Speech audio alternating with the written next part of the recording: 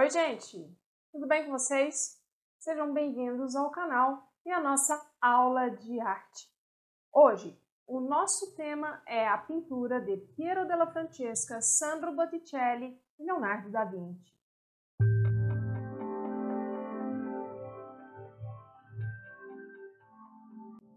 Vamos começar falando sobre Piero della Francesca.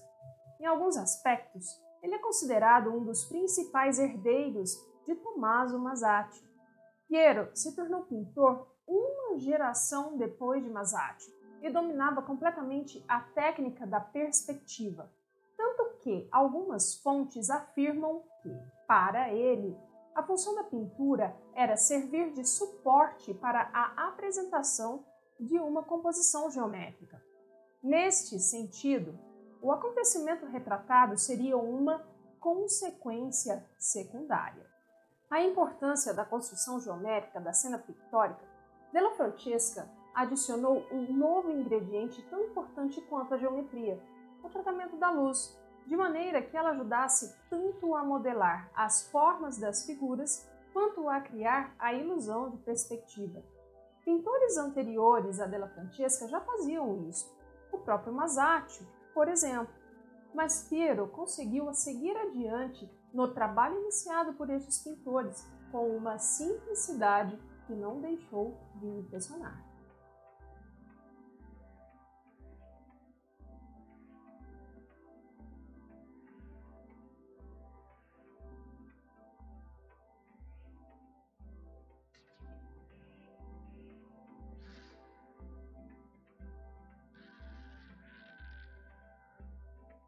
Este artista é considerado o que melhor expressou, através do desenho, um ritmo suave e gracioso nas figuras pintadas.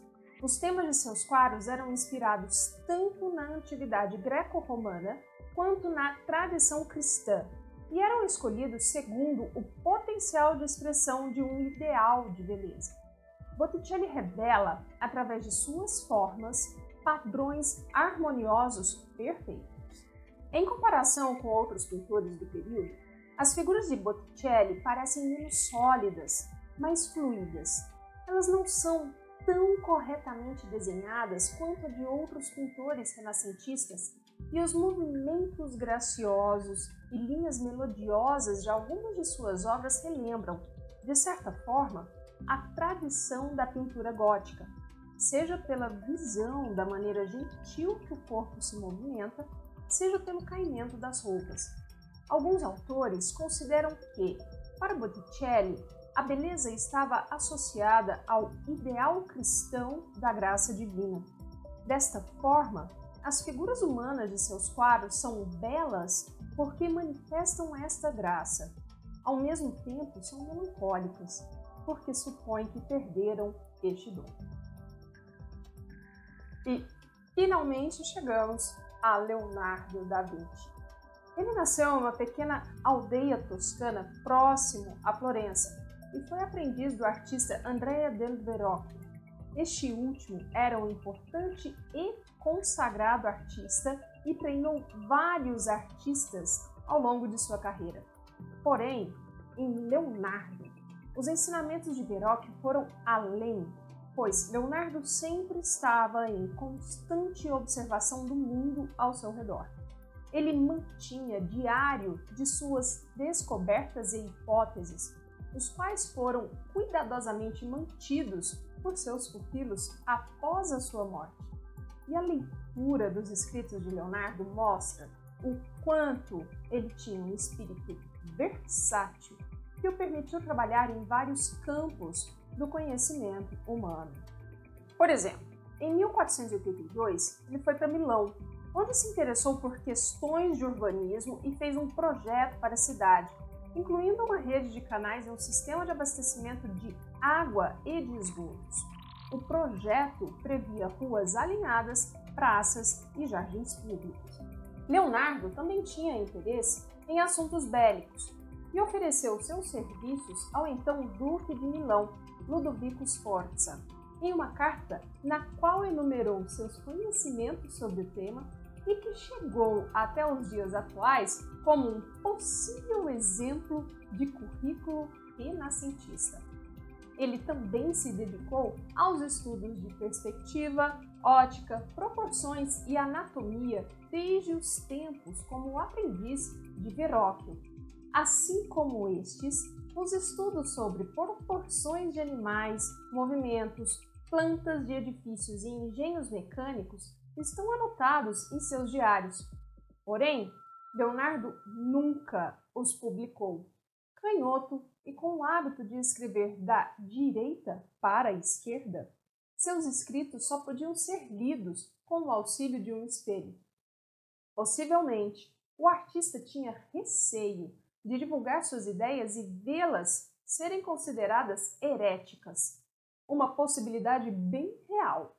Porque em uma de suas anotações é possível compreender que Leonardo afirma que o Sol não se move, numa antecipação das teorias de Nicolau Copérnico e que iriam colocar Galileu Galilei em sérios problemas algum tempo depois. Porém, ele deixou poucas pinturas acabadas.